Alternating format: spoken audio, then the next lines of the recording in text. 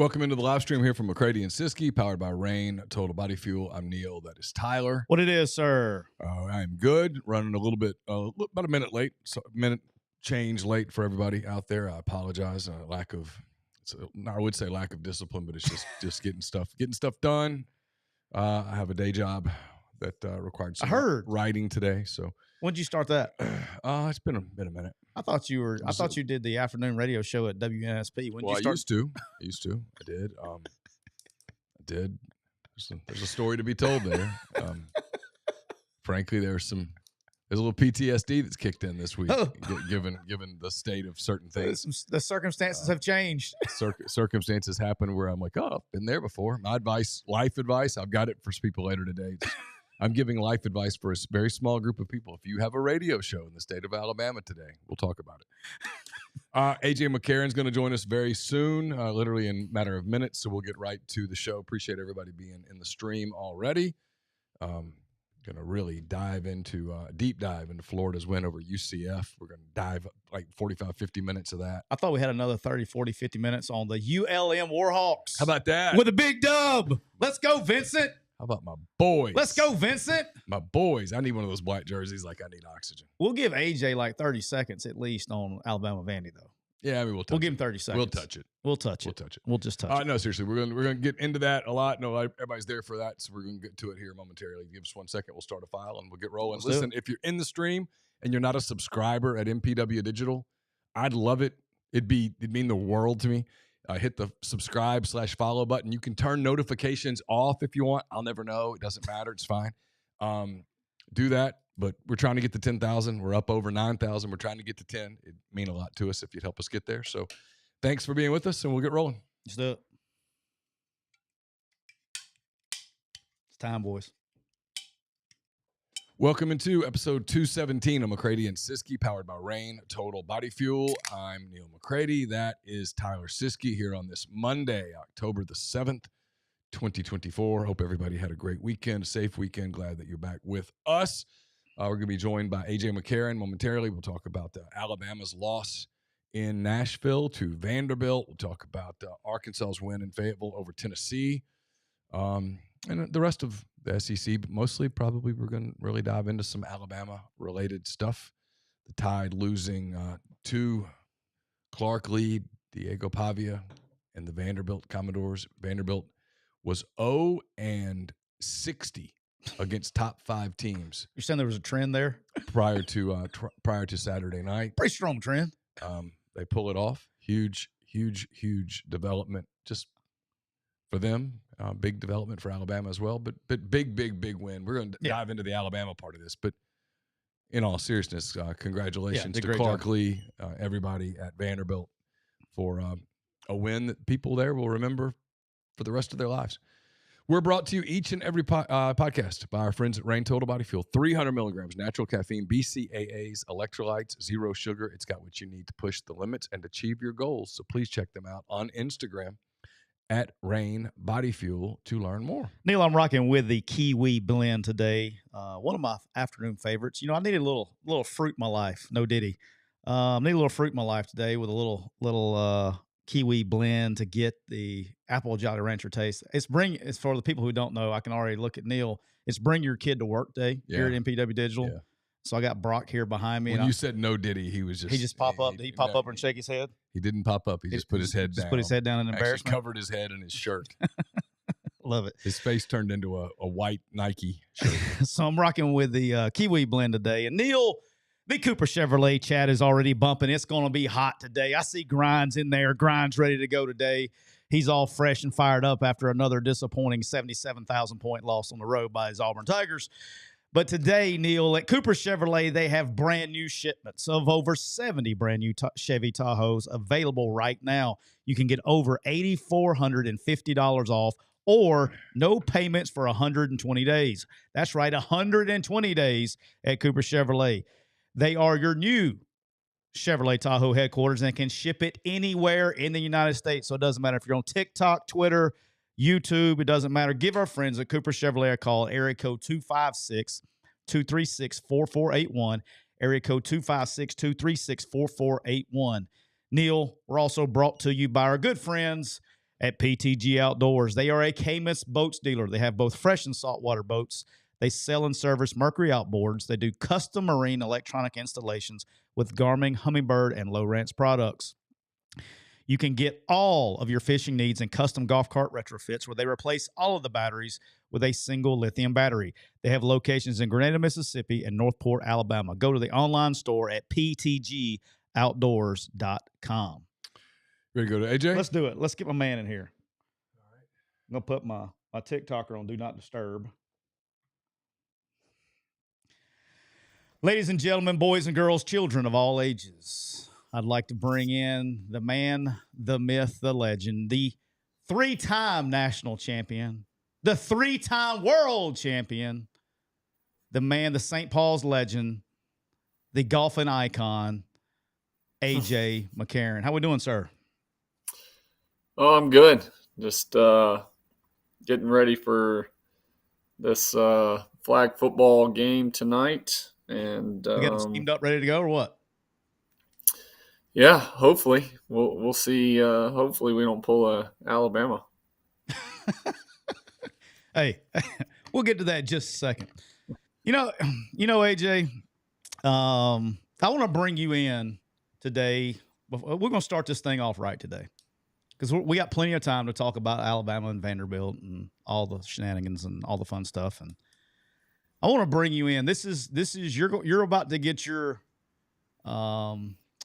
you're about to be indoctrined. You're about to be one of the guys because you, sir, are going to participate in one of the all-time great McCready and Siskey segments.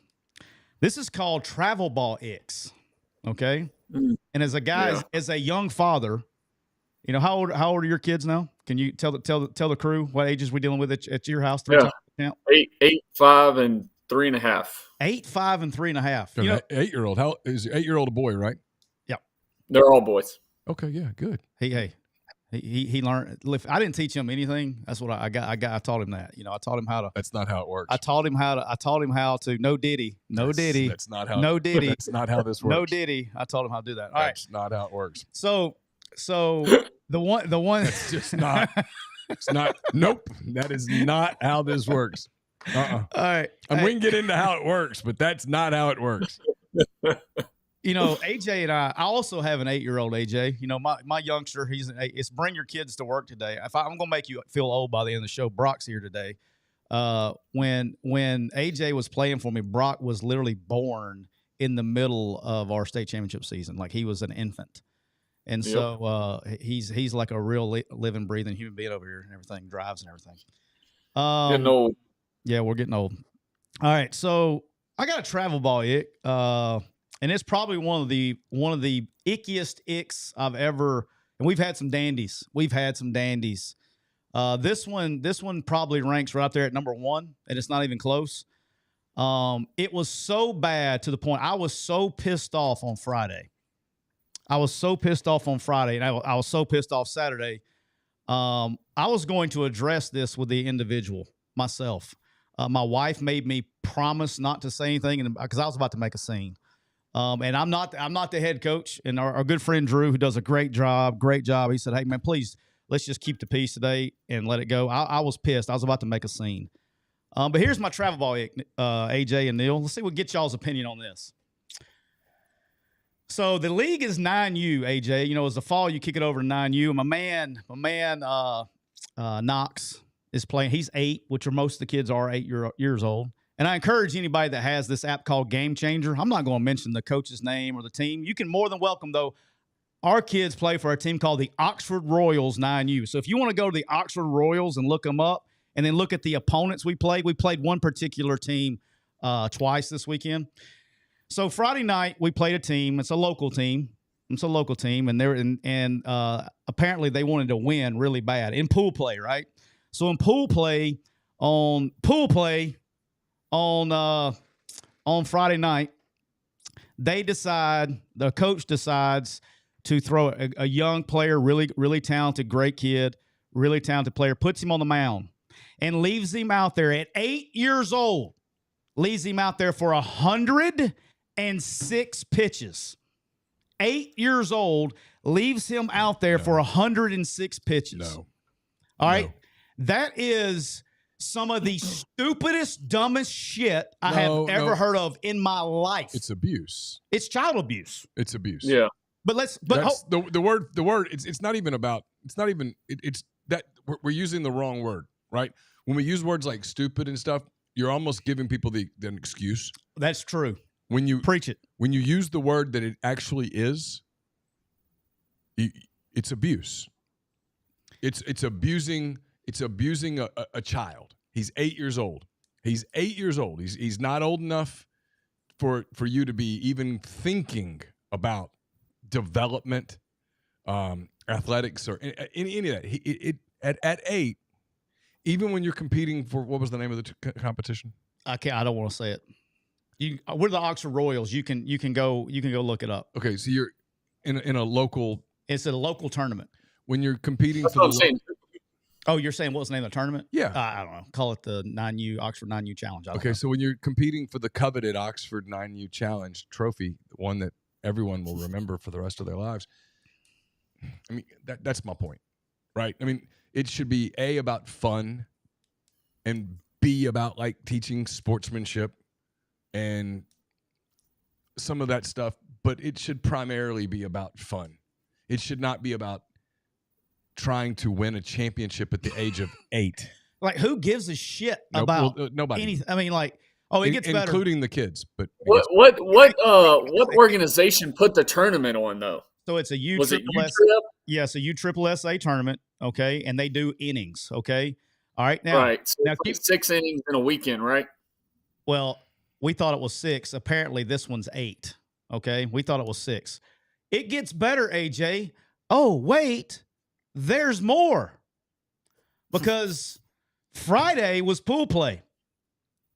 So bracket play starts on Sunday. We get to the old semifinal round. The Oxford Royals found out. Hey, by the way, shout out to Oxford Royals, man. Not only did we win one game this week, we won 2, AJ. We're getting better. Hey, let's go, Royals. All right. So not only did he throw 106 pitches on Friday night, but wait, there's more. Sunday, we play this team again on Sunday afternoon. And they started a different pitcher or whatever. We're the visiting team, and I'm just a bench coach. So I just make sure that, hey, little Johnny's batting in the right order. You know, like this conversation is actually happening, by the way. My own child, who is a knucklehead like his dad, he tried to go to the on deck circle without a bat. We had a kid leave the dugout without a helmet. You know, things like that. That's what I do, right? Like, this is the age we're talking about. Well, they start another pitcher, and then we're up, 4-0, 5-0, something like that. And the coach comes out to the mound and pulls him. And who does he put in, AJ? He brings in little Johnny that threw 106 pitches on the day with 1 day rest. He brings him in, and what does he do? He leaves him in. They had no outs. There was no outs in the top of the first. He leaves him in the entire game. Little Johnny then proceeds to throw 71 more pitches on Sunday afternoon. And here's what I got to say. I know a little bit about this situation, and I'm sure he's listening today because he's too narcissistic not to listen. So I guarantee you he's listening today. This coach, coaches to see? No, it's much worse. It is much worse.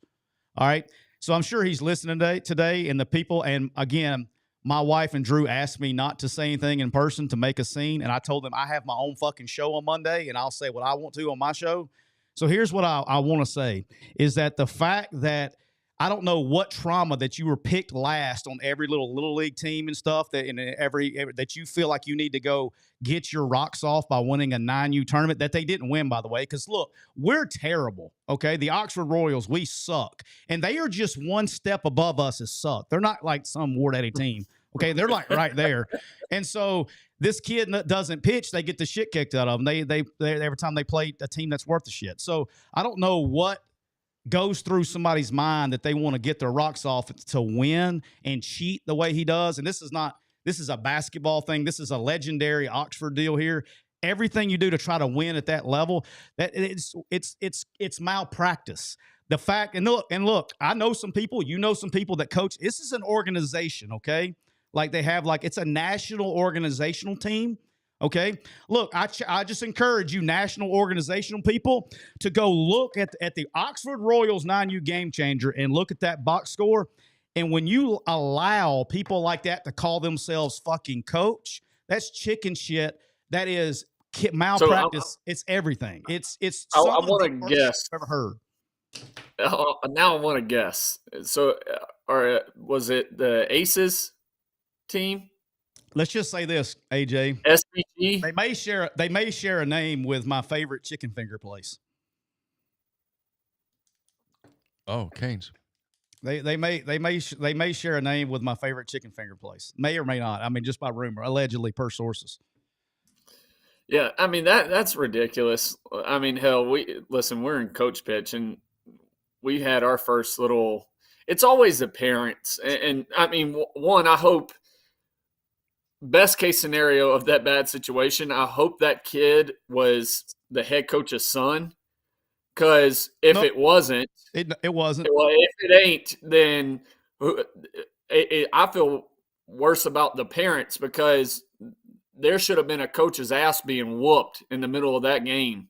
If you're that son's dad, what would you have done if a coach did your son like that at 8 years old?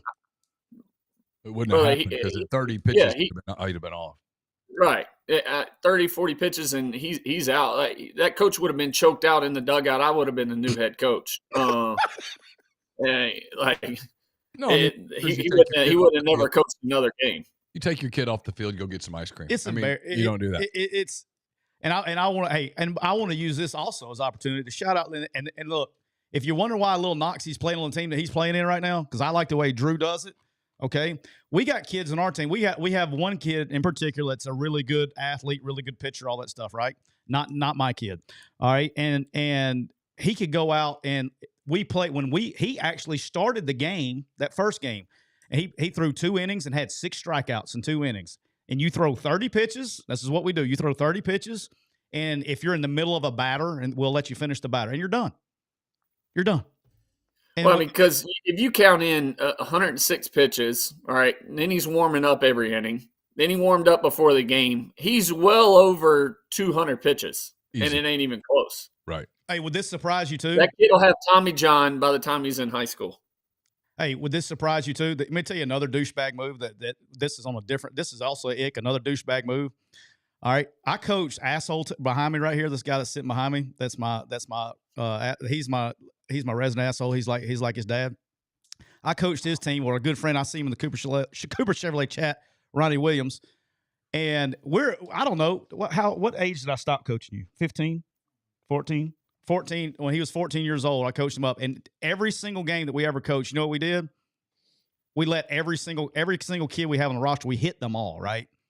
This guy's in 9U baseball hitting a 9-man lineup. And with kids sitting in the dugout. The only coach that we have played since at this age I've ever seen hit only 9 players.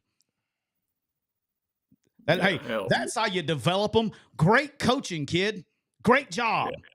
That's how you develop them. Great. But what's worse is that there's a national organization that's allowing this to happen. They need to address this shit. It's bad. Anyway. All right, enough of baseball X. You know why people are here, AJ? Oh, I know why. I know why they're here. Well, Neal, I was doing a post-game show. I was actually doing a during the game show with your good friend Chase Parham and Jeffrey Wright the other day, and I had my phone, which I've learned how to do my phone. AJ, they get mad at me because my phone beeps and dings in the middle, like I'm doing like you. I'm LinkedIn, right? They get mad at me. And so I figured out how to silence it. I looked down and I realized I had a bunch of missed calls in the middle of the Alabama game from my good friend AJ McCarron. So I knew that he was hot. When he calls me in the middle of a game, it's usually not. He's not calling me to ask what I had for dinner. I was in Williams-Brice. I was covering South Carolina and Ole Miss, and that game was sort of nondescript. First half took 2 hours. Ole Miss kind of controlled the game from fairly early on, and we started like just watching the score. And it was like Vanderbilt's ahead. You're like, oh, yeah, well, Alabama's coming back. They'll come back. It's like one of them first half things. And Alabama would come back and get within a score, and then you're like, oh, okay, well, I'm going to go back doing what I'm doing. In 20 minutes, Alabama will be up 13. It's over. It was cute. Vanderbilt scored again. Vanderbilt's up 10.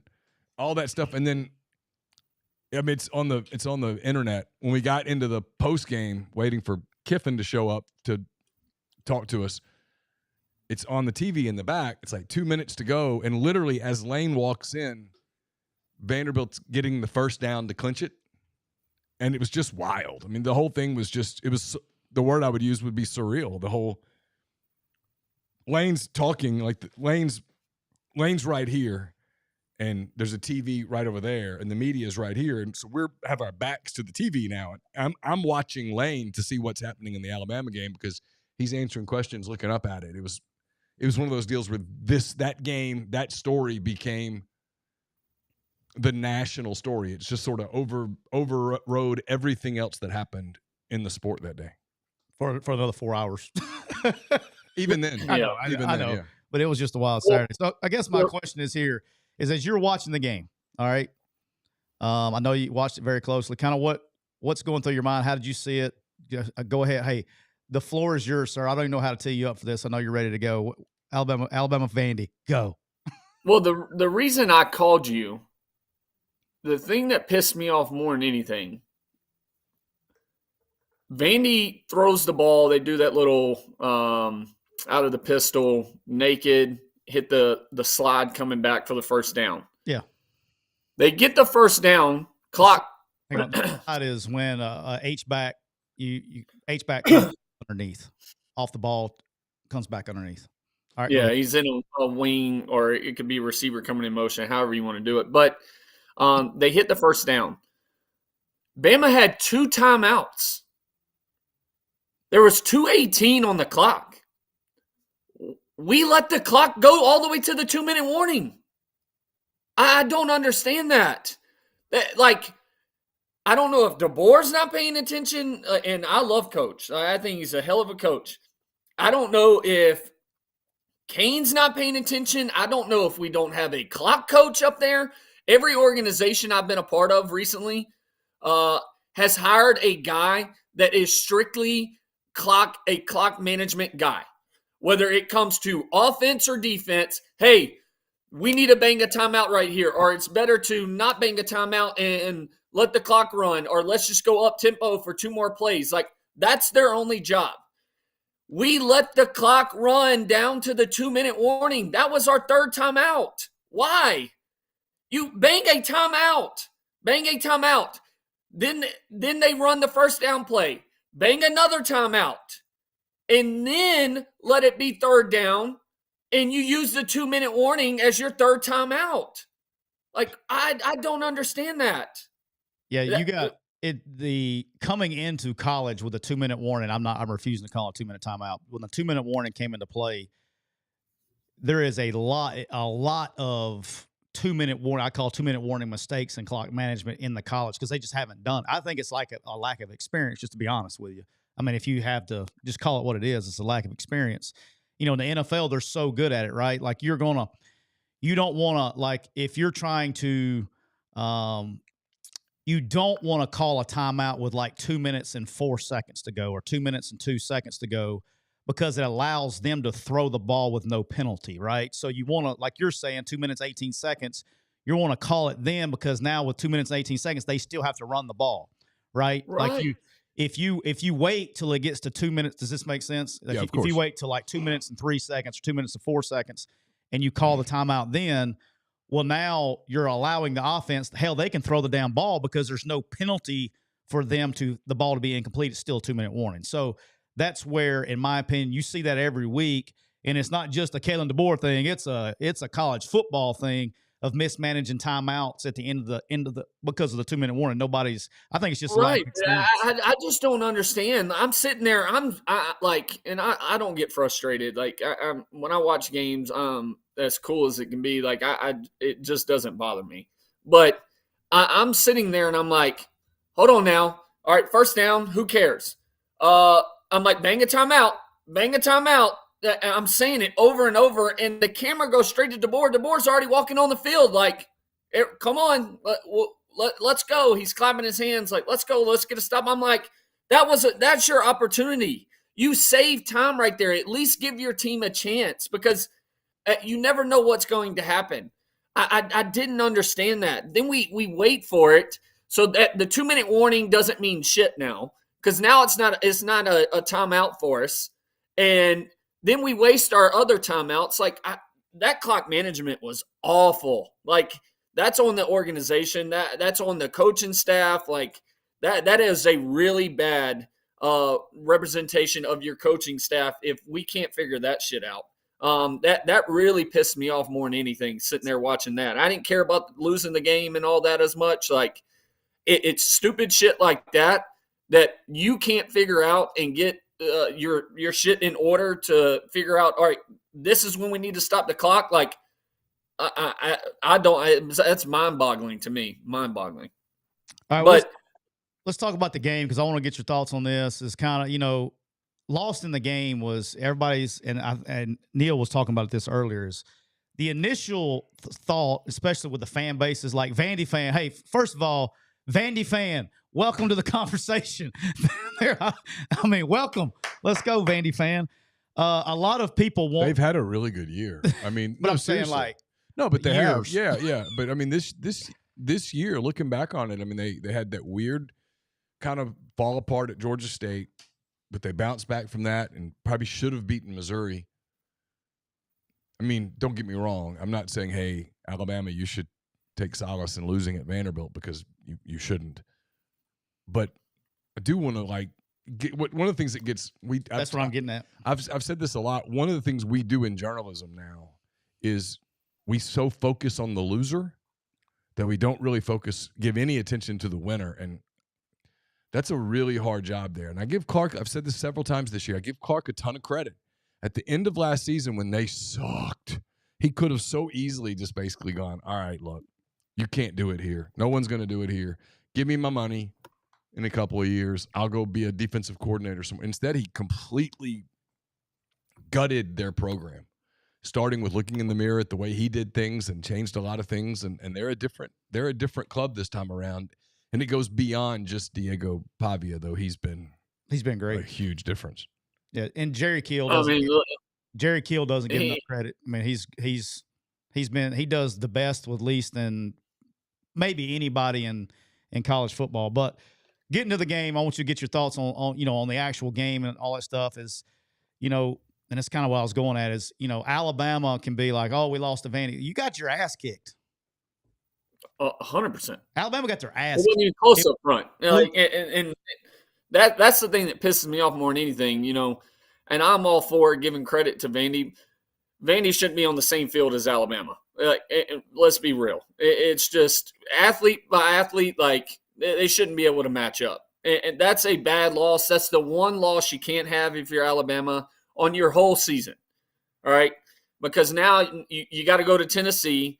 You got South Carolina, who has played team stuff.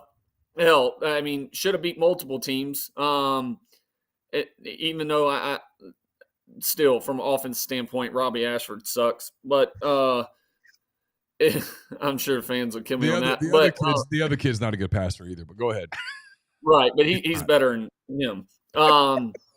But Missouri, Missouri got blown out, but Missouri is still a dangerous team. You got to go to Tennessee. You got to go to LSU. Like, now you put yourself in a situation where, all right, you're a 2-loss team. If you drop one of those, now you're really in trouble. But Pavia to go 16 of 20, I think, for 252 yards and 2 TDs. What are we doing at Alabama? Like, they had a converted quarterback that was at New Mexico State with Pavia that all of a sudden swaps to tight end, and he is carving them up on man-to-man coverage like that's damn Travis Kelce out there. I'm like, what the hell are we doing? We don't have anybody to guard this guy. Like, I mean, that big ass dude, he made some money for himself this weekend. I mean, he better be glad that Pavia, he ended up getting hurt and then had to transfer and went to Vandy with Pavia. But it was just bad. Like, we had no answer, just getting our ass whooped up front on both sides of the ball. Listen, Jalen's pick was bad. It goes back into reading coverages. That's the one thing that scares me. He's been playing much better. And then, people talk about, the fumble's not on him. Well, technically it is. Anytime, and y'all know this, especially Siskey coaching the position. Listen, when you get hit off of your front side that you could possibly see, and it wasn't like that right tackle got beat late in the drop. He got beat right off the bat. The kid timed it up. He lunged. Like, that's something you just see out of your peripheral as a pocket passer, as a guy that spent a lot of time in the pocket, that you see as you're dropping, especially to your front side. That's not a backside deal. You got to be able to try to see that, move, step up in the pocket, secure the ball, something. I understand his eyes were left middle, working left. You got to be able to see that. But listen, that's an embarrassing loss, especially Vandy's the one place in the SEC, and the SEC this year is all over the place, but Vandy's the one place. I mean, it was 98% Alabama fans in there. They show the wide view. Vandy had one little damn section. It was like the band was over here. That's all they had. Like, you had no crowd noise. You had nothing. It was a home game. But it goes back to my point that I said to y'all last week. What did I tell y'all about the Alabama-Georgia game? I said, if you're Georgia, you feel better than Alabama does coming out of that game, even though Alabama won. Because Alabama played the best first half of football they could possibly play, and you played the worst. And that's the thing that scares me about Alabama is they got hyped up this past week because they beat Georgia, and everybody thought Georgia was unbeatable the way they were playing the start of the year. But I'm telling you, I think Bama's into some trouble unless they get shit figured out. I still think you got to feel good if you're Georgia, and just saying, listen, we just played so bad that won't ever happen again. But I don't know. Bama's got some issues they got to figure out for sure. Would Nick Saban have ever lost that game? No. Well, let me tell you, and I will say why too. And I don't want to put it on Coach DeBoer, but no, it's a different mindset. It's a whole different mindset. But let me tell you, I didn't get to see much of the game at all, but I did get to see the end part. And I know you're going to mention it. I want to get to it because it needs to got to, because it was the first thing that I went, oh, things are different there. And I'm not ripping on DeBoer either. I'm not ripping anybody over there. I'm not there. I don't cover him. I don't know. I don't know. But the DB, what's his name? Malachi Moore. Malachi Moore, the throwing the mouthpiece, came up, kicked the ball, got the penalty. I was watching that, and what I said to myself is, whoa, that wouldn't have happened. That wouldn't have happened. And hey, look, in this era of NIL transfers, and in this era of we in the media and fans like to use the word culture a lot, and we like to talk about chemistry and culture and blah blah blah. It was the first time that I went, oh, their culture's different. I mean, their culture's different. I'm not working in Mobile this time. I can say it. For a long time, Nick Saban, the one thing that was very consistent with Alabama, that when you played them, you might beat them. You usually didn't. You usually got beat. But the one thing you always knew is that it was almost going to be robotic, their professionalism, their culture. They were not going to come in and beat themselves and do a bunch of crazy stuff to get beat. You were going to have to show up with you were going to have catch a couple of breaks. You were going to have a quarterback who could stretch the field. There were certain things you had to have. And if you had those things, maybe you'd get them on a given day. But they weren't going to do it to themselves, and they weren't going to implode. That, I'm just going to tell you guys, outsider looking in, that looked different. Yeah, well, I think you've hit. I want to get to what you said. I want to get AJ Stoll on this. I want to get to what you said because I'm in agreement with you on that. I'm about to call WNSP and fire myself. Yeah, that'll get you fired. I need to call the program director and see if I can get him off the street because he always kind of had a drug thing. So I need to get him in the right. Here's my question. Here's my question to you, AJ. As someone, you got your hands cemented in Denny Chimes. You got your cleats cemented in Denny Chimes. I think it's more. It'll make more sense coming from you than it would be. I could ever think about putting something on this. Anything I could ever say. But as a guy that's been a captain and you have for eternity, you're going to have your stuff cemented at Denny Chimes. What is your thoughts on a captain acting like that and doing those actions Saturday night in Nashville? So listen, I have a different opinion on it than a lot of people, and my mind just works different. So one, Malachi's got to be able to control his emotions better, right? On the other hand, I'm sitting there thinking, thank God we still got somebody with a little bit of fucking shit about them and something in them that it seems like they care, and it ain't just about, I could care less. I'm getting paid. The one damn coach I see on the damn sideline that wears everybody's damn chain. Like, I'm all for wearing nice things. Like, that is the epitome of college football. When you see a coach that is on the sideline and his one job is to wear everybody's chain so it doesn't stay in the locker room and get their shit stolen out and have a Dion going on where he comes back, post-game press conference and is like, our locker room got broken into.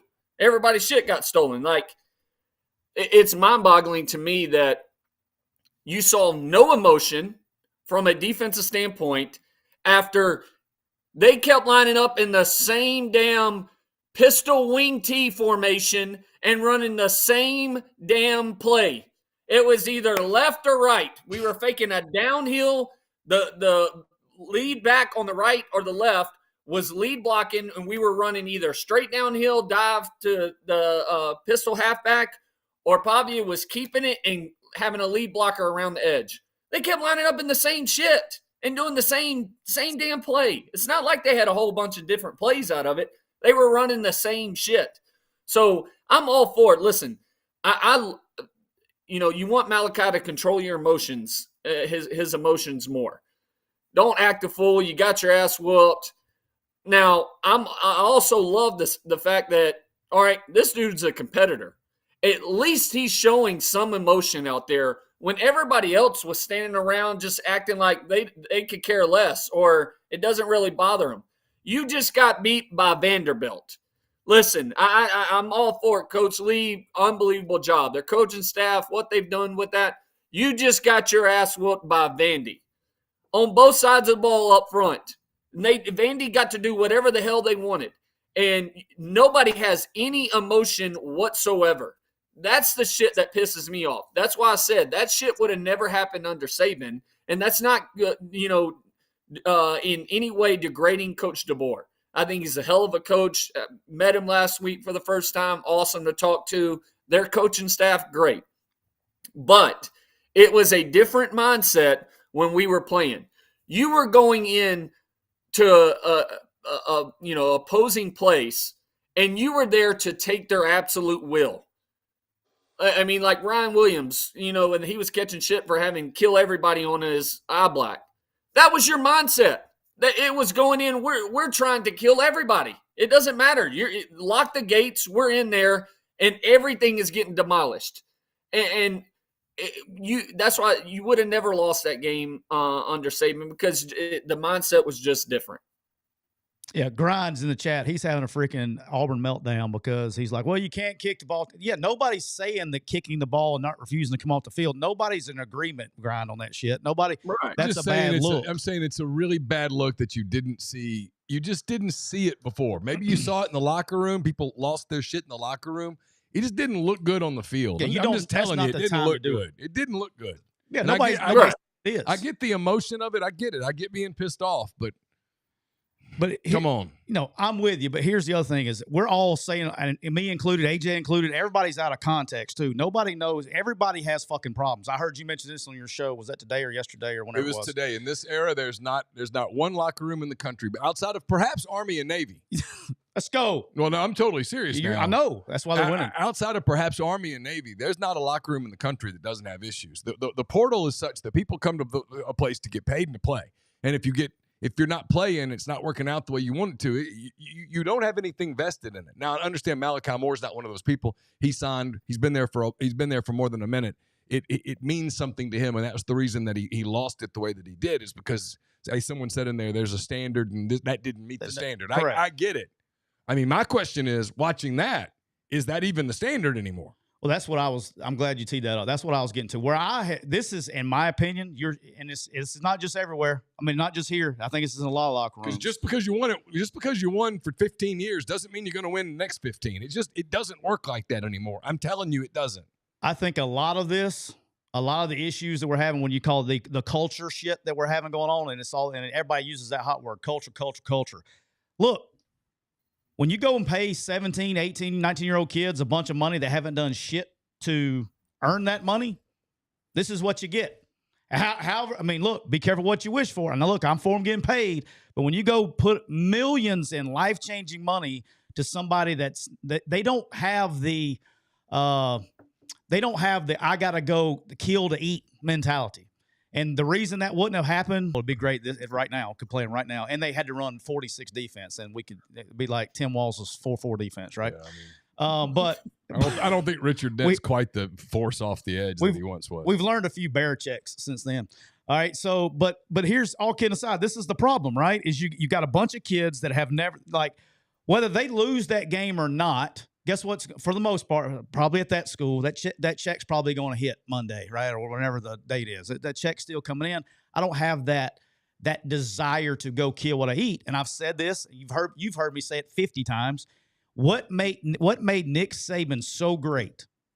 What made Nick Saban so great is he took 85 selfish pricks, okay, 85 selfish pricks, and got them to play a team game. I understand.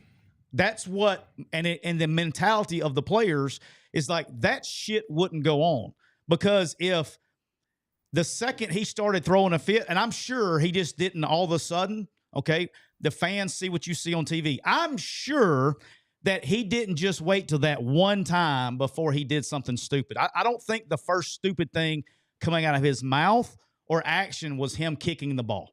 I don't think that was the first thing we saw.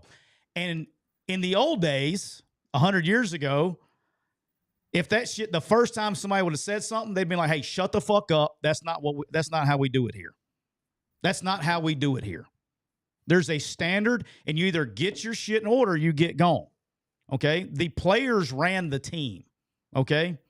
But there is a fine line, and AJ knows exactly where I'm going with this. He's heard me say this once. He's heard me say it 1,000 times. There's a fine line between having a player-led team, a very fine line between having a player-led team and allowing the inmates to run the asylum. There's a very fine line between letting the players run the team, because that's what makes teams great, and letting the inmates run the asylum. And right, wrong, or indifferent, for all you people out there that wanted unlimited free agency with no salary cap, okay? For all you people out there that wanted that, now the coaches can't hold them accountable to the way that they need to be held accountable, because they'll quit and take their ball and go home. And now who are you punishing? Now you're punishing everybody else. I mean, AJ, I'm going to be honest here. All right. Do you love me? Yeah. Do I love you? Yep. Given the opportunity, how many times would you have left me if you could have over the years when I was coaching you? None. I'm saying, but because I got on your ass. I mean, how many times did you want to say, fuck you, I'm leaving? Oh, yeah. I mean, you wanted to leave for sure. But you know what I'm saying? Like, if you get on these people's ass, they're not. You now have developed a system where you have to be their friend and not hold them accountable. And so the thing that frustrates me from college football, and you know, the people wanted this, NCAA made it this monster. Now you got to deal with it. What separates college football to NFL is they're both getting paid, but NFL, if you're not performing, they'll just cut your ass and they'll just get rid of you. There's none of that. You can't do that in college. You don't ever hear of teams just cutting guys like because they're not performing. So dudes can just stay there. So it's like that's my issue is from a mindset thing is, all right, dudes in college, there's a different mindset when you're getting paid in the NFL, because it's, hey, if I don't go out and perform, My family depends on this. I could be cut. In college, they have none of that. They're not worried about getting cut. Like, how many kids have you ever spoke out and been like, oh, yeah, like, I'm worried if I don't perform that I'm just going to get cut. Like, they're still getting paid. So that's the issue. It's just a total different mindset now. It's become a selfish game rather than a team game.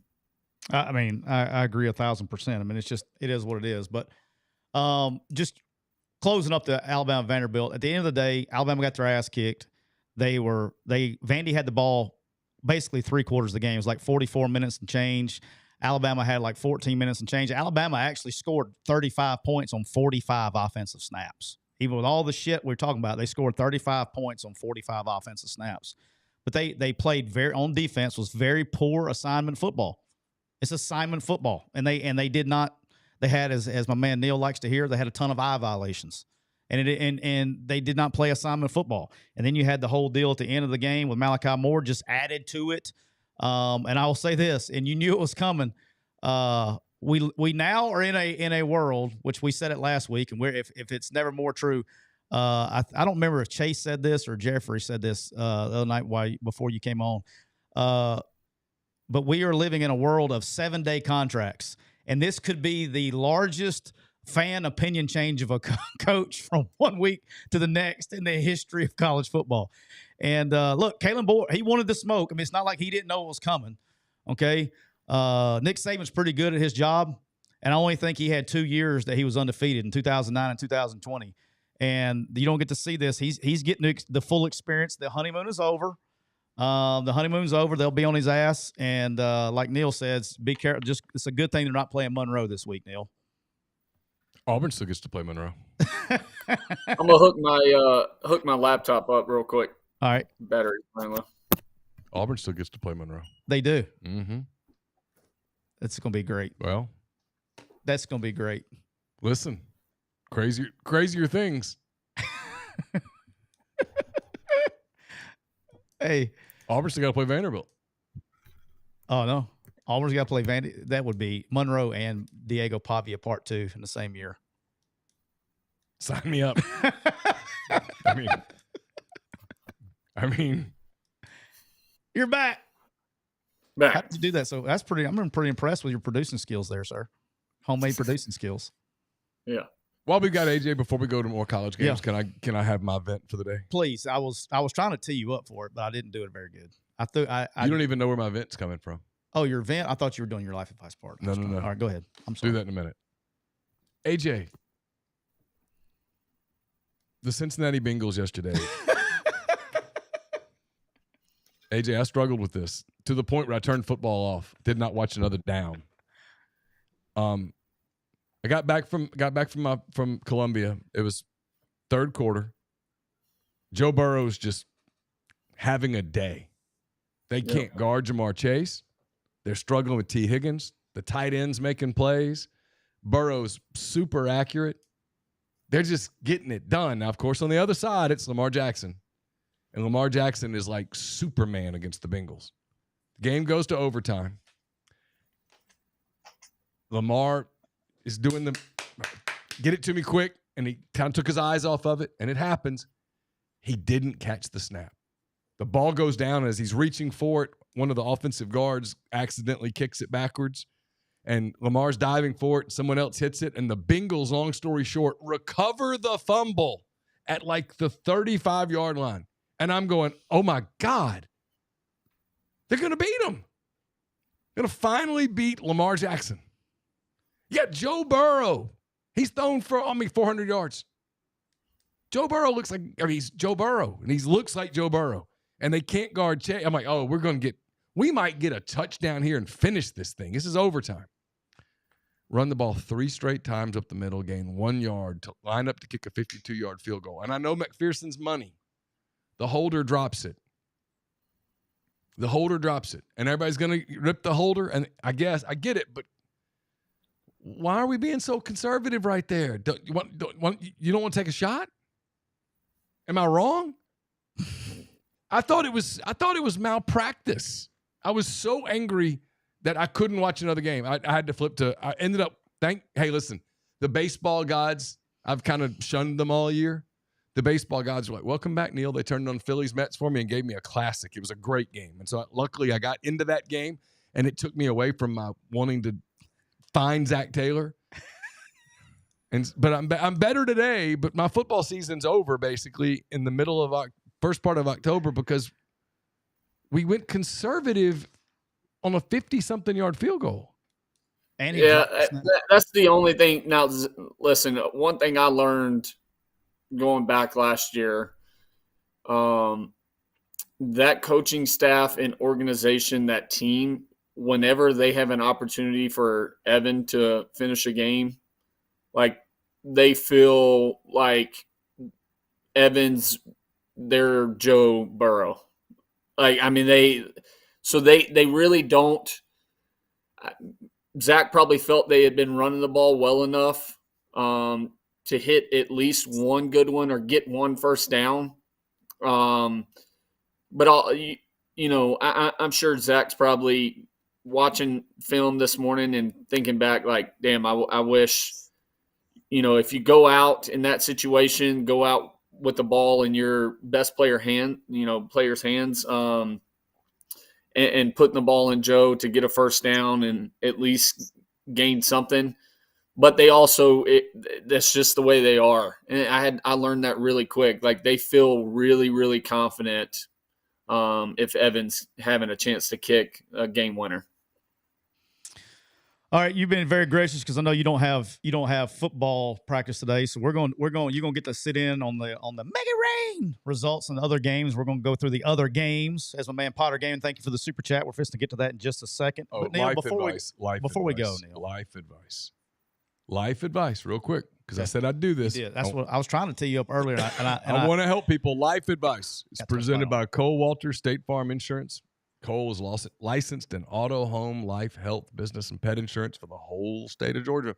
Contact Cole at 706-525-7850. You can also find him online at colewaltersinsurance.com. Listen, normally we give life advice that's kind of sweeping.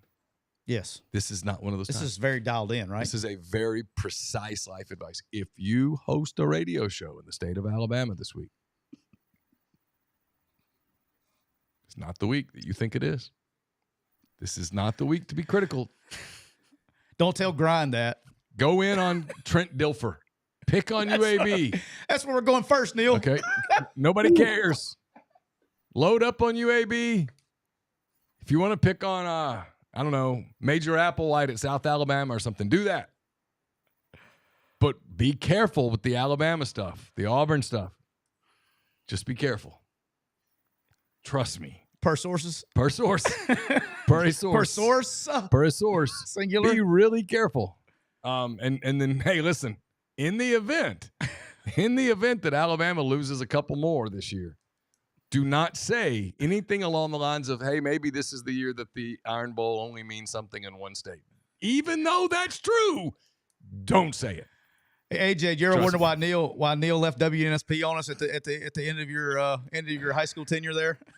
You ever wonder why Neal wasn't on the drive time? Now you know. Yeah. So when I saw Auburn had lost to Georgia, and Alabama lost to Vanderbilt. Oh, some similarities. Yeah, there were. And I was like, first year coach, the whole deal. Yeah. Maybe everything's not exactly kosher. I was like, boy, be careful, everybody. I mean, I was like, don't talk. Don't say anything. Yeah. Love it. All right, Neal. Campbell McCready may have a chance going tonight. She's got a night game. If she wins, it's a big game for her tonight. Mm-hmm. If she hits tonight, she will tie me again 2 weeks in a row. If she loses, then it's a 2-unit game tonight. So very impressed with Campbell's picks. We'll start out with Campbell. So far, she's 5-5, Neal. Oh, really? Yeah, so far she's 5-5 with a game to go. I went 6-5-1 this week. All right, but Campbell. Well, really, she's 5-4 because I'm the one that took the stupid money line. Dude. She could have had a big week. She wanted, AJ, she wanted to take her alma mater, Arkansas, as the money line pick, and I was like, nope, I'm vetoing that. I went with Missouri. Yeah, that worked out well. All right, Neal, we got AJ. Listen, when WNSP gets through firing me again, I'm going to fire myself from this pick segment. All right. Hey, Neal, you're fired. At least I'll actually fire. You know what I'm going to do? I'm going to do it right now to my face. Neal, you're fired. At least that way, that's what it's like to actually fire someone in person. Okay. Not on the phone after they finish the show. Oh, okay. Is that okay? I mean, on the phone? Yeah. They didn't do it in person? No, they didn't have the balls to do it in person. Oh, that's soft. Hey, I got one for you. I got cut or released from the Raiders because they wanted me to redo my contract. This is when the Bills thing? This is when Gruden hired Mayock as the GM. And I'm signing papers on our land. I'm sitting here, which I was fine either way, but buying 103 acres out here, and we're signing. An ESPN alert comes up. Well, first I get a phone call from a number I don't recognize, so I let it go to voicemail. And I sign the papers. Catherine's in there signing the papers, and I go out the front door, listen to the voicemail, and it's Mike Mayock releasing me from the Raiders. And I walk back in, and so that's how I got released, is through a fucking voicemail. Congratulations. Hey, Catherine, see what had happened on that 103 acres. See what had happened was. Hey, multiple people are saying you should count the Arkansas pick. I'm sure they should think that, but that's not how the game works. Okay, I'll do that if I can count my UNLV Syracuse pick that I didn't pick the other day just because I picked the other one. All right, Tulane. All right, she had Tulane minus 15. Tulane, the fighting John Summeralls, roll in to Birmingham, Alabama, and put it all over Trent Dilfer and the UAB Blazers, 71-20. I got a theory. I may have a reality. Trent Dilfer is not popular in the coaching world.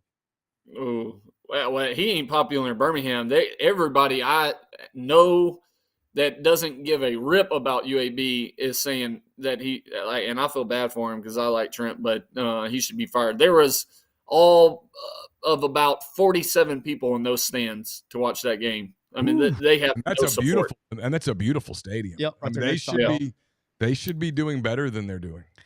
I'll send y'all the picture of the stands right before kickoff. What is the weirdest thing? I'm not going. What was one of the weirdest things? If you want to be entertained today, watch the post-game handshake between him and Summerall. At some point, he's being nice. He's shaking hand. Dilfer. Okay. Is being nice, but at some point in time, it's because I know Summerall so well. You know Summerall. At some point in time, if you just want to be entertained, he takes his left hand. He's shaking his hand with his right hand. And you know how you give the bro hug and all that stuff and they're talking? He puts his hand very softly and gently on Summerall's face, like on his left face. And Summerall's like, what the fuck are you doing? It was one of the most weird exchanges, like weird as fuck. One of the weirdest exchanges I've ever seen in my life. And watching Summerall's face on that, I may or may not have texted a friend about that, but we'll leave that off. But yeah, weird, strange. I bet you he don't ever leave or start a press conference off again with this isn't Alabama. Nah, probably not a good idea with the past history there. You know, that would have been good life advice for him too. Look, I got this WNSP. I also know a little bit about this history here. Please, Trent Dilfer, don't do this. Yeah. Neal, she also had Clemson minus 15. She snuck this one out. Clemson goes and really controlled the game. She was due one because she missed 2 games the week before on it by a half point. By half point. Yeah. So she gets this one. She had them by 15. They win by 16, 29-13. Clemson wins over Florida State. The DJ Eulis Florida State Seminoles actually look. I mean, they're still Florida State, but he did move them better. They're still atrocious. They're 1-5 now. Yeah, they're 1-5. Congratulations. I wonder how that culture is going. Anything to add there, boss? They're awful. It makes me want to puke. But I tell you what, game of the century is going to be them in Florida, last game of the year. I can't wait. Florida finding life. Don't be a dumb. I know. Florida found life. Florida finding a flicker. Florida's about to lose the next 6 of 7. Okay. Go ahead and count it. Oh. I was teeing him up. I knew he was pissed. I was teeing him up there. Teeing up the rage. See, all I got to do is talk about Florida with him and you. I talk about mask and the Wuhan flu, checking for strikes. I know how to team up. All right, she had Oregon State minus 11.5. Okay, I told her she went against Quick U School. Yeah. Lost the spread and double. They did win the game in double overtime against my Colorado State Rams, but did not cover there. She had ULL minus 15.5. She loses this game. They win by 10, 23-13 against the Southern Miss Golden Eagles. She should have gone with ULM. She should have gone with ULM. And this is not part of picks, but shout out to our good friend Bryant Vincent and the ULM Warhawks with the upset of James Madison. And we get UAB this week. And got UAB so this week. We're about to be 5-1 at the turn. They've already played UAB, right? Oh, you're right. I don't know who we play. They've already beat UAB. I'll figure it out. Yeah, they beat UAB. And then one of my favorite picks she had Sam Houston State minus 10.5 against UTEP. She started off her week right. They destroy UTEP 41-21. She covered there. And then the game I want to talk about Southern Miss. Same difference. Same thing. The game she had, I'll be interested to get AJ's thoughts on this and yours. Neal talks her out of taking Arkansas versus Tennessee, and she takes Missouri, and they play the cracked out Texas A&M Aggies. And Texas A&M beats Missouri 41-10.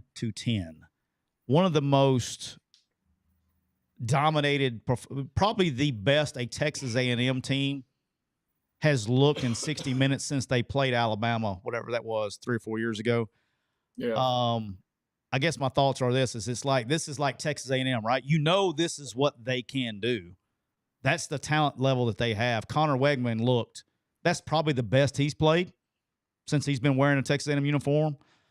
I mean, that's what they can be. But they're not that every week, right? And then that's what draws suckers like me in as you're sitting there going, these guys, like, I'm being dead serious. I don't know who could have beat them Saturday, the way they played. I don't know who would have beat them. They played out of their mind. Now they'll show up. I'm not biting this bait. But you know what I'm saying? Next week they'll show up and just lay an egg.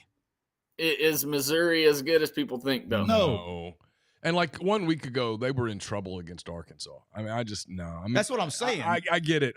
I'm with you. I'm going to let that bait I'm going to be the fish that goes, you know what? Nope. I'm going to let that bait go right on by. I'm going to wait for some other bait. They did. They looked as good as they've looked in 2 years, 3 years on that deal. I was like, holy, but I'm with you. Next week it's going to be, they're going to lose by field goal to I think Missouri having multiple weeks with tough games going down to the wire caught up to them.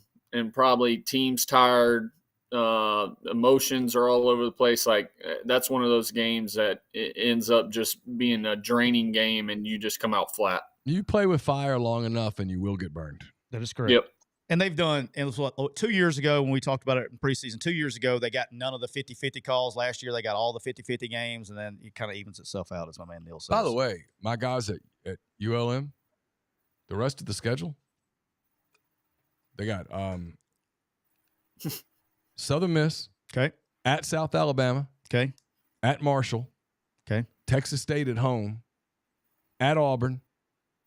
At Arkansas State. Home against Louisiana Lafayette. It's not a very friendly Sun Belt schedule, though. No, but we besides the Southern Miss game, that's the easiest game. So you got Southern Miss a freebie, Auburn's a freebie, and then the others just kind of split them. Shit, you get 7-8 wins. That'd be a pretty big year for Bryant. Oh, it's already like the best year since 68? Is that what I read today? Something like that. All right, I had the Ole Miss Rebels, AJ, in the easiest pick. And look, this is what disappoints me. I told Neal this. I hit for the trifecta on Neal's deal. I make a non-biased Ole Miss take. I get hammered. I make a pick again. I make a take against Ole Miss. I get hammered. Hell, I think I was the only person in a 4-county radius that thought that was like, this is the easiest pick. This is the easiest pick of the week. I said it from 5 minutes after the show, his post-game show. It's the easiest pick of the week. Everybody's like, "Oh, you're just saying that." I got hammered for that. I can't make a take about Ole Miss getting hammered, so I'll take this one. Ole Miss was a better team, and if you live in reality, the only matchup that South Carolina had, in my opinion, the only matchup that they had, you can say running back room, but their defensive line versus Ole Miss's offensive line was really the only matchup that they could win in. And if you looked at really just on the edges. And just on the edges, right? They didn't do a great job of pushing the pocket. They did some, But that's where Kentucky was able to do it with the gigantic 9-foot-tall, 500-pound guy. They were able to speed rush and then push the pocket. And I don't think Rocket Sanders was healthy. No, he's not. He tried to play a little. But their offensive line's so bad, Yeah. I don't know if it would have mattered. They're so bad. Yeah. The South Carolina's offensive line is so bad. If you're an Ole Miss fan, their defense is real deal. Okay, they're real. It's a real deal defense. Offensively, got the same rinse and repeat problems. Right tackle's an issue. It's been an issue since the guy. It's like watching, like for every time that you go, I can't believe they called a penalty on that guy. I think the umpire's arm cramps up. They're so tired of calling holding flags that they just said, "Oh shit." I mean, they get tired. He opens his hips every single. He pivots and just allows them to speed rush. And then when they start to turn the corner, he just clotheslines the guy or he holds the guy. He's got it's every freaking week, and so. That part's got to be fixed, and he's not a right tackle. He's a guard playing tackle. Ole Miss's issue going into this week is going to be the health of Trey Harris. They really need not only Trey to play, but they need Trey to be healthy. Do we know what the injury? I know it's an ankle, but it wasn't ankle. It's not. It's foot / heel / Achilles. Okay, and so when you start talking about Achilles, yeah, and again, I'm getting into speculative stuff, and I want to be careful here. Obviously he didn't tear his Achilles. No. You would know that. But when you start talking about that part of the foot, you got to be really, really careful. What I understand is that you don't want to do too much, and receivers are explosive positions, right? You don't want to do too much while that's inflamed because it's in danger at that point. This is the McCaffrey thing. I'm not saying this is the same injury as McCaffrey, but clearly the Niners are like, look, if you miss half a season, 2/3 of a season, so be it. That's you're an investment. We can't run the risk of you snapping that thing, and then you're gone a full year, and you're maybe never the same player again. And again, I'm not saying that's what Trey Harris has, but it's not ankle. It's more that area, and you got to be really careful. But if he can't go, or he can't go effectively on Saturday, it gets really interesting because this is where it's maybe my one criticism of Lane Kiffin, the offensive coach. Obviously an offensive genius, right? It's a great play caller, schematics, the whole thing. Amazing, elite. But they don't play a ton of guys. They play the same unit. He kind of has an NFL mentality, AJ. He played 4 receivers, and those are your guys. And if you don't develop kind of some depth and you get some injury issues, it can kind of come up to haunt you a little bit. And the other day against Carolina, when Harris went down in the second quarter, he didn't come back. And they took Jordan Watkins from the slot and they moved him outside. They started putting their tight ends, Priestcorn, Daquan Wright, in the slots.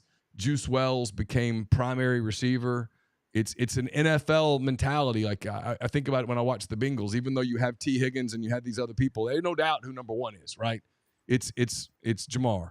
And they're going to go to him. If he's open, they're going to feed him. And they're going to feed him and feed him and feed him and feed him. And they're not going to worry about pass distribution if they can feed Jamar Chase. And I think Ole Miss's offense is a lot like that. I mean, Trey Harris leads the SEC in catches, yards per game, yards, damn near everything. He has 52 catches through 6 games. It's a bunch. 8.7 catches a game. And you take that out, if you take that out, that's going to be difficult to replace. And then you get into the whole running game thing where I just think so far their running game has just been adequate. Yeah. I don't think it's been abysmal. Nice. I think it's just kind of been adequate. That was nice. That's nice of you. Well, if it's inadequate and you don't have Trey Harris, even against LSU's defense, as porous as it is, I'm not sure that's the greatest recipe in the world. So this thing could just come down to Ole Miss's defense and its ability to stop Garrett Nussmeier and what can be a pretty, explosive LSU attack. And look, if they can do it, all bets are off on their ceiling. Because if they can go to Baton Rouge and win with a hobbled or a non-existent Trey Harris, you never know. Well, if college football hadn't taught you we went to this past week where this is going to be a shitty slate and all that stuff. Well, it wasn't. All right. It wasn't. It turned out, that's the thing about college football now is there's so much, I don't know if it's mediocrity or parity, but either way, they're playing a lot similar. So anything can happen any week. His injury, AJ, I don't know if you saw it. His injury, I don't know if I've seen one like that. His foot was completely, he was on the ground. His foot was straight up, and somebody landed like on top of his toes, full weight. And that's why I said calf and then Achilles, that area. Yeah. So that's the rumor. So we'll see. All right. How about this, AJ? How about that? My Indiana Hoosiers take on Northwestern. Let me tell you what good teams do, AJ. Let me tell you what good teams do. Good teams win. Let me tell you what great teams do, AJ. Great teams cover. Okay? Great teams cover. My boys were sitting at a 13-point lead, AJ. They were sitting at a 13-point lead, and they hold Northwestern. They had to go for it on 4th down from their own 20. And, hey, Signetti didn't sit on it. He didn't run out the clock, AJ. By God, he scored a touchdown and covered for your boy. Give me the fighting Hoosiers. I'm going to ride these dudes all the way. The Hoosiers are like undefeated against the spread. Let's go, Signetti. Do you remember he wasn't there when you got there, was he? He's already left. Was he there? Yeah, Kurt was there. Okay, yeah. I remember him coming recruiting. We'll tell it one day when we got more time. Yeah, we'll do a Signetti story later on. Yeah. All right, the Miami Hurricanes, AJ's Miami Hurricanes, AJ's favorite team, the Miami Hurricanes. People think he's an Alabama fan. He's really a Miami Hurricane fan. AJ's Miami Hurricanes travel out in the Woke versus Coke game Saturday night. And at 1 o'clock in the morning, Neal. It was 1 o'clock in the morning, late. Neal was long asleep. It was 2 o'clock your time. It was 2 o'clock, yeah. I had gone to sleep by then because I had to get up at 4. The Hurricanes make a valiant effort. And, hey, all I got to say is the Canes got some friends in the ACC office back in Charlotte, AJ. They got some friends because 2 weeks in a row they have benefited from the replay booth. That was targeting. They did not call on a field, but it was a booth-initiated targeting. So when they initiate it from the booth, that usually means, boys, this ain't going to end well. And if they get the first down, it's take knee time, it's ball game. If that's not targeting, I've never seen it. Yeah, to be honest with you, in live speed, I was like, oh, that's not targeting. And as soon as they showed the end zone view, I was like, whoa. It was targeting. Whoa. And so they don't call it. They go the very first play, they hit a crossing route for 80 yards down to whatever, 70-something yards down, and they end up scoring. But, hey, those are two you keep playing with fire. You know what happens when you play with fire, AJ? You eventually get burned. And let me say this about Cam Ward, because that's what I want to address with this. Cam Ward is immensely talented. He does some of the dumbest shit you've ever seen a quarterback do in your life. I was generating nerve hives on my face watching this guy play quarterback. Yeah, the rolling, throwing the ball downfield across your body. Neal, he didn't throw it across his body. He was on the right side. He threw the son of a bitch to the other hash. The other hash for a pick six. For a pick six. Like, what in the hell are we doing? And he plays so nonchalant, and they're going to kill him when it comes to the draft process, that he plays like he doesn't care about the ball. And you turn the ball over in the league, it's a guaranteed 3.5 points every time, just from a number standpoint. All right, Neal. I mean, AJ, everybody's wanting to get your opinion on this one, so I'm going to let you roll on this one. I had the Tennessee Vols. I did, minus 13.5. They allegedly lost 19-14. We got a super chat in here. $9.99. Thank you very much. That was from, I think it's already disappeared on my thing, but nope, that's from Potter Gaming. Can AJ talk about the Tennessee game? So tee it up right there. Your thoughts on the Tennessee-Arkansas game. Again, the thing that concerned me was clock management at the end for Heupel. They had that big play where Nico escaped to the left, launched it downfield on a broken play. Receiver kind of is left to right and then wheels back, has him beat. I think there was like 52 seconds left, if I remember correctly, something like that. Bang a timeout. Because before they ran the next play, it went from 52 seconds to 33 seconds before they finally snapped the ball. So then they snapped the ball. They run one play. I can't remember what happens, but then it went all the way down to 17 seconds. They started, and it's like, Arkansas was dropping 8, and Nico's kind of running around waiting for things to happen, and they're just eating clock. They're running 10, 12-second plays. Yeah. Right. And it goes down to 17 seconds. So now you really hurt yourself. Then they had the snap where he takes his eyes off. It bounces off him. Luckily, the running back catches it as he's stepping up to block the AA blitz and then just gets in there. Then they have to burn a timeout. Like, you had 2 timeouts. Just go ahead and burn the timeout after the big play. Regroup everybody. All right, we're now in the high red. Let's figure out our best concepts. Heupel comes to Nico. Nico, what do you like out of this list right here in the high red? Then they talk about it. Boom. This is what they've been playing all game in the high red. Let's go that route. I thought it was bad clock management again by their part. And then Nico at the end that was a freshman mistake if I've ever seen it. Brother, you got to throw it up. You got 7 seconds when you snap the ball, or 6 seconds, something like that. Like, you can't run out and try to run out of bounds. Throw the ball up. Yeah, that's the thing, is like everybody in shit, we got a show, we're guilty of it too. You're too quick to anoint these guys, and you got to remember, hey guys, he's only started 6 games now, and they're going to make mistakes. Now, he's immensely talented, he'll figure it out and all that stuff. But you anoint these guys, and they're like, oh, I can't believe he did that. And all that stuff. Terrible mistake. He's got to learn from it. But also at the same time, I remember, hey, this guy's only started 6 games. He's going to make mistakes on the road. By the way, there are a lot of people that don't understand from the other side of the clock management for Tennessee when they decided after Arkansas got the first down at like the 14-yard line. Yep. Letting them score. You had 2 choices there, right? You can let them milk the clock down to nothing, 3 seconds, yeah. Snap it because you're out of timeouts. Right. Or I guess you could have used your timeouts. They still were going to eat the clock up and eat your timeouts. The timeouts, they were still, regardless, they were still going to be able to run it down. They were going to be able to run it way down. Yeah, to nothing, basically. To almost, like maybe you'd have 10 seconds and no timeouts to go try to get a field goal. I mean, right. Good luck. Right. So they decided to let them score. And there's been a lot of people that are just confused by that. And the letting them score was going to at least give you an opportunity to do what AJ was talking about, where you get to drive the field and go for it. Otherwise, pardon me, you're gambling that the kicker, and I realize it's a backup kicker, but he's not your typical backup kicker. He was like a 4-year starter at Hawaii, so he's kicked a lot.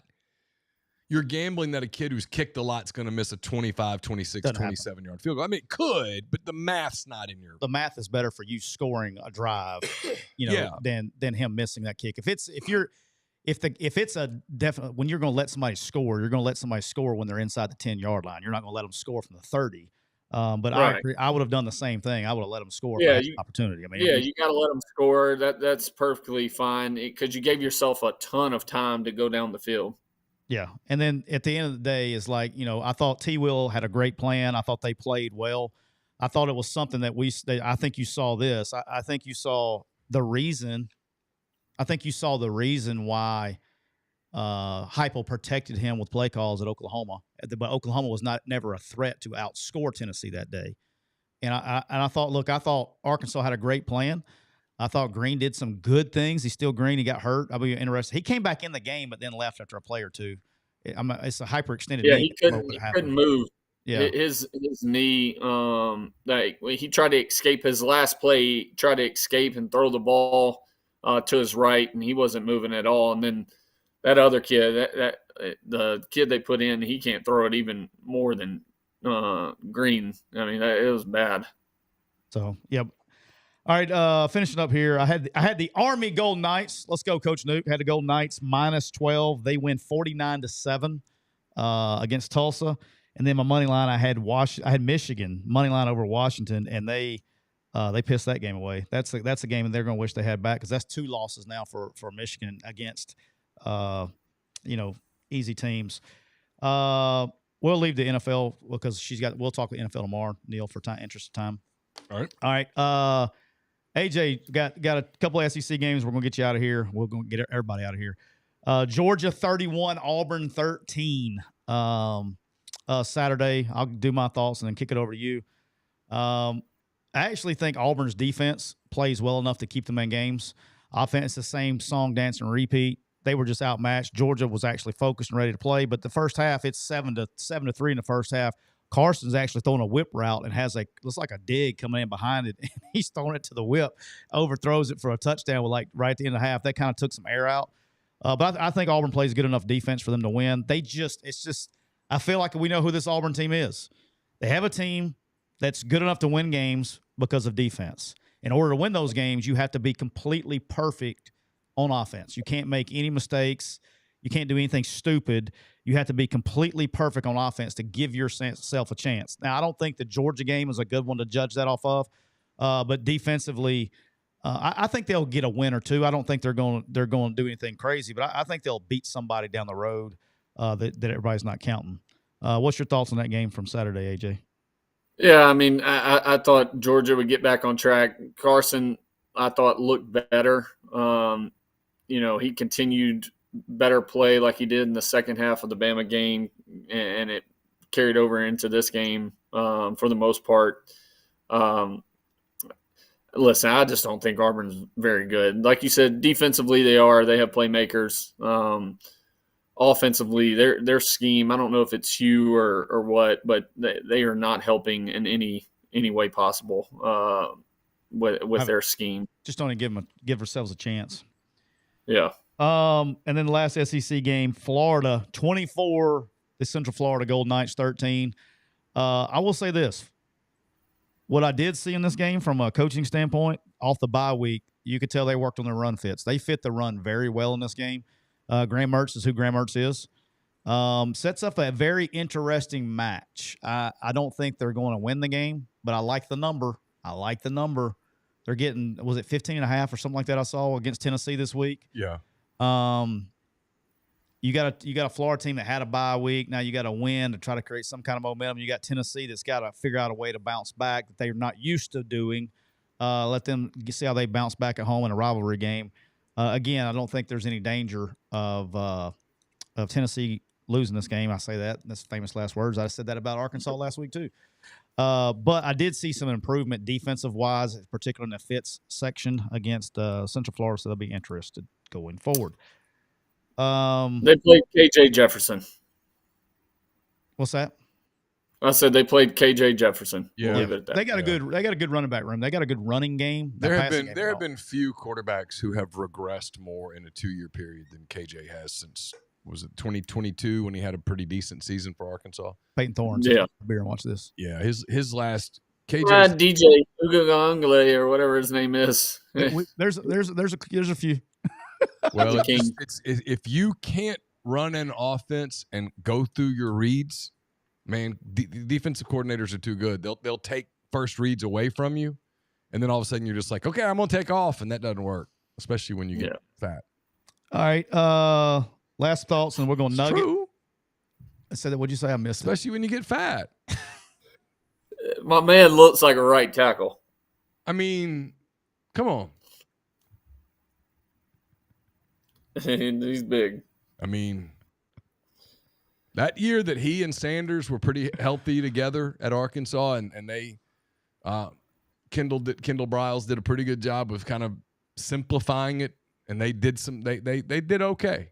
But ever since then, he's been a disaster. Love it. All right, we're gonna do the NFL. We'll cover the NFL tomorrow, AJ.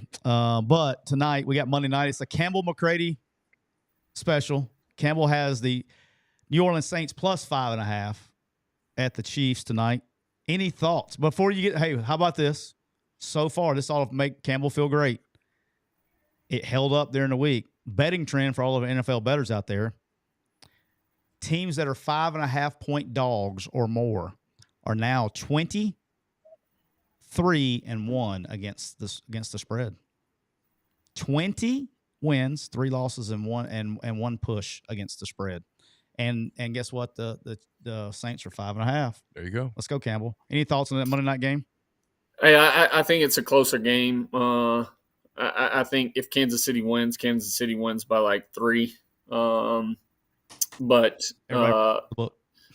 I think New Orleans is playing well defensively. Should have won that game last week. Blew the game. versus Atlanta, bad tackling towards the end. So I think New Orleans will make it a closer game, but I still think KC wins.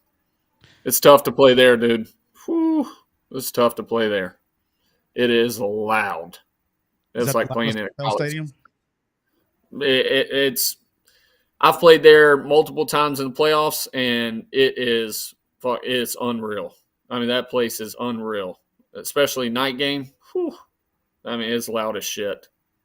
There you go. It's by far the loudest.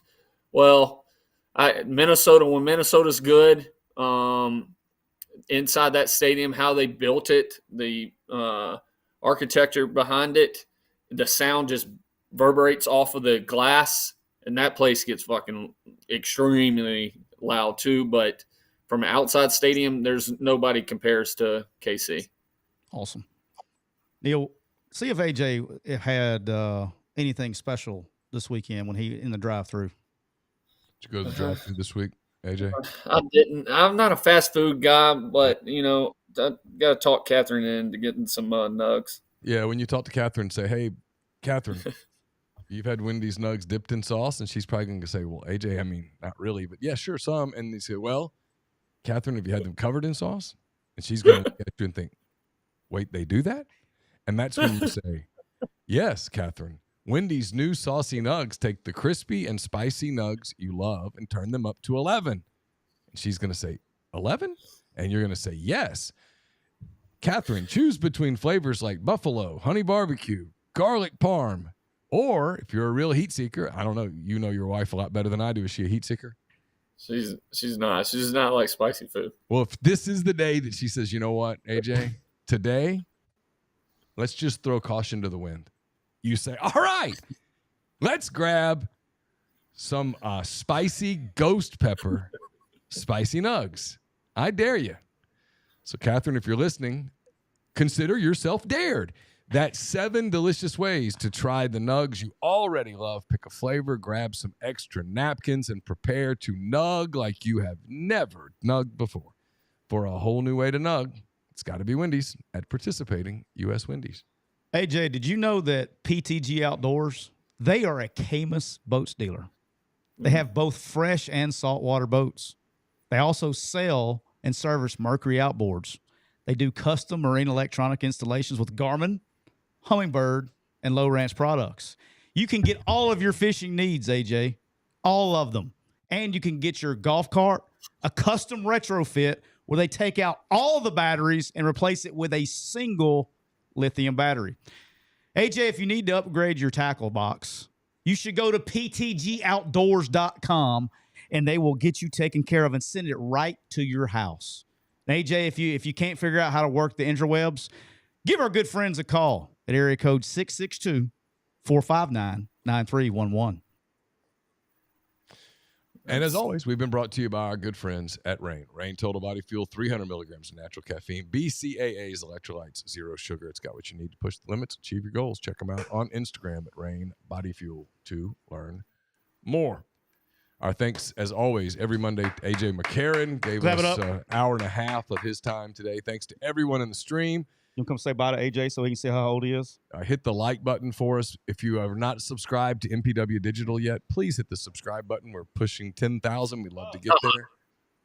What's up, dude? Making me feel old, man. We got to go. Love you. All right. That's I appreciate AJ. Thanks to Tyler. Thanks to everybody in the stream. We'll be back tomorrow with another edition of McCready and Siskey, powered by Rain Total Body Fuel. Until then, for AJ, for Tyler, I'm Neal. Take care. See y'all.